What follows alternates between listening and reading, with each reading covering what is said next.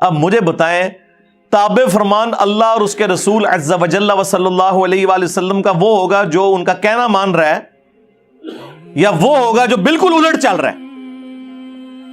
جو کہنا مان رہا ہے وَاعْتَصِمُوا بِحَبْلِ اللَّهِ جَمِيعًا وَلَا تَفَرَّقُوا، وہ کہتے ہیں نہیں جی وہ تو حدیث میں آیا کہ 73 فرقے ہو جائیں گے.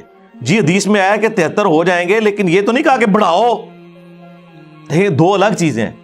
غیبی خبر کو انہوں نے عقیدہ بنا لیا.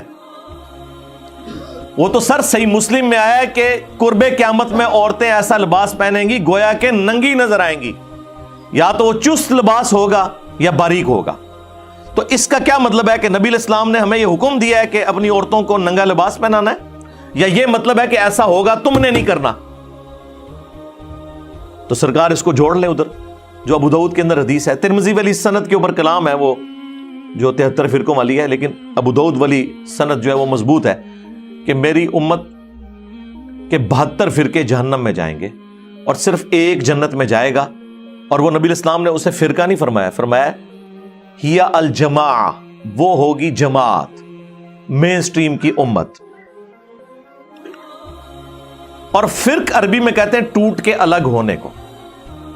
ایک درخت سے جب پتا ٹوٹتا ہے نا تو اس پتے کو کہا جاتا ہے یہ فرق ہو گیا. اس سے پتا نہیں کہہ سکتا یہ درخت بھی ایک فرقہ ہے اور میں بھی ایک فرقہ ہوں. سمجھ آئی؟ تو اسلام ایک درخت تھا. نبی علیہ السلام کے مبارک زمانے میں صحابہ اہل بیت ایک گروہ تھے، کوئی فرقے نہیں تھا. جب ان سے ٹوٹ کے لوگ الگ ہوئے، 72 پتے ٹوٹ گئے. اب وہ 72 یہ کہیں گے کہ اس درخت کو ملا کے ہم ٹوٹل 73 فرقے ہیں، یا یہ کہا جائے گا کہ یہ 72 فرق ہیں، وہ اصل ہے. اسی لیے میرا چیلنج ہے کسی حدیث میں اس جنتی گروہ کو فرقہ نہیں کہا گیا. وہ ٹیکنیکلی غلط ہے، وہ فرقہ ہو ہی نہیں سکتا. جس سے ٹوٹ کے چیز الگ ہو وہ فرقہ ہوتی ہے، اصل چیز تو اپنی جگہ موجود ہے. سمجھ آئی؟ اس کو آپ فرقہ کیسے کہہ سکتے ہیں؟ یہ لنگوسٹک میں ہی غلط سٹیٹمنٹ ہو جائے گی. اس کے لیے لفظ ہے طائفہ منصورہ. بخاری مسلم دونوں میں حدیث ہے میری امت کا ایک گروہ قیامت تک حق پر قائم رہے گا اور کوئی نقصان پہنچانے والا انہیں نقصان نہیں پہنچا سکے گا. وہ حق پر قائم رہیں گے یہاں تک کہ قیامت کی صبح ہو جائے. اور امام بخاری نے پتہ ہے اس حدیث کے اوپر کیا باب باندھا ہے؟ ہوا اہل العلم.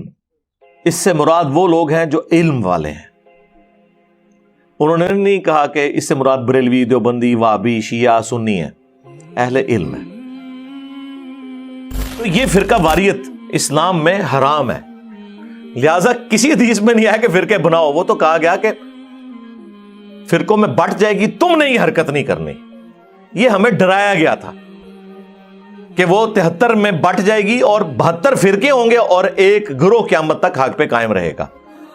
اب وہ مجھے بتائیں وہ گروہ نبی علیہ السلام کے زمانے میں آپ صلی اللہ علیہ وآلہ وسلم، آپ کے اہل البیت اور صحابہ تھے، اور آج بھی وہ ہوگا جو اللہ رسول، صحابہ اور اہل بیت کی بات کر رہا ہے. اور خالی بات نہیں، ان کی تعلیمات کو لے کے چل رہا ہے. اپنے بابوں کی بجائے رسول اللہ کے قدموں میں امت کو لے کے جا رہا ہے. جو ہم عرض کرتے ہیں کہ میرے نبی سا ہے ہی کوئی نہیں، تیرے بابے تھے شاہ ہی کوئی نہیں. ہاں، کیونکہ تو بابوں کے پیچھے چل رہا ہے. تم لوگوں نے چندے اکٹھے کیے اللہ اس کے رسول کے نام کے اوپر، سواریاں سوار کی مکے اور مدینے کی آوازیں لگا کر، اور پھینکی دیوبند میں، بریلی میں، وہابیت میں، سنیت میں اور شیعت میں. اور دیکھیں کتنا دھوکہ دیا ہے، آوازیں اللہ رسول کی لگائی ہیں. یہ غدار ہیں. لوگ کہتے ہیں جی ان کے ساتھ ذرا نرمی سے بات کریں. ہم سے زیادہ تو نرم ہی کوئی نہیں ہے. حضرت عمر ہوتے تو ان کی گردنیں نظر آتی. ہم تو صرف علمی اختلاف کرتے ہیں.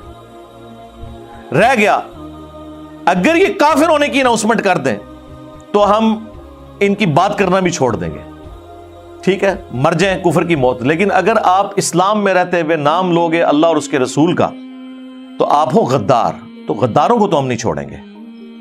آپ کافر مر جاؤ کچھ بھی نہیں کہیں گے. قرآن میں ہے وَلَا تَسُبُّوا الَّذِينَ يَدْعُونَ مِن دُونِ اللَّهِ فَيَسُبُّوا اللَّهَ عَدْوًا بِغَيْرِ عِلْمٍ. لوگوں کے جھوٹے خداؤں کو گالی مت دو ورنہ وہ تمہارے سچے خدا کو گالی دیں گے بغیر علم کے. ہم نے تو خیر گالی کبھی بھی نہیں دی، لیکن یہ کافروں کے لیے ہے. مسلمانوں نے جو جھوٹے خدا گھڑ لی ہیں، جھوٹے پیغمبر گھڑ لی ہیں، جھوٹے بابے گھڑ لیے قرآن و سنت کے مقابلے پہ، انہوں تو لمبا بنایا جائے گا علمی طور پہ، کیونکہ وہ غدار ہیں۔ کافر ہو جائیں ٹھیک ہے، آج مجھ سے سرٹیفکیٹ لے لیں، میں کل سے ان کے بارے میں بات کرنا چھوڑ دوں گا، لیکن اگر آپ اسلام کا نام لیں گے اور اسلام کے نام سے دھوکہ دیں گے اس امت کو، تو سرکار غدار کی سزا تو دنیا کے ہر قانون کے اندر یہی ہوتی ہے کہ انہیں ایکسپیل کیا جاتا ہے وہاں سے۔ ہم چونکہ اس طرح کے معاملات میں نہیں اترتے، ہم تو صرف علمی اختلاف کرتے ہیں۔ تو یہ فرقہ واریت ان لوگوں نے پھیلائی ہوئی ہے۔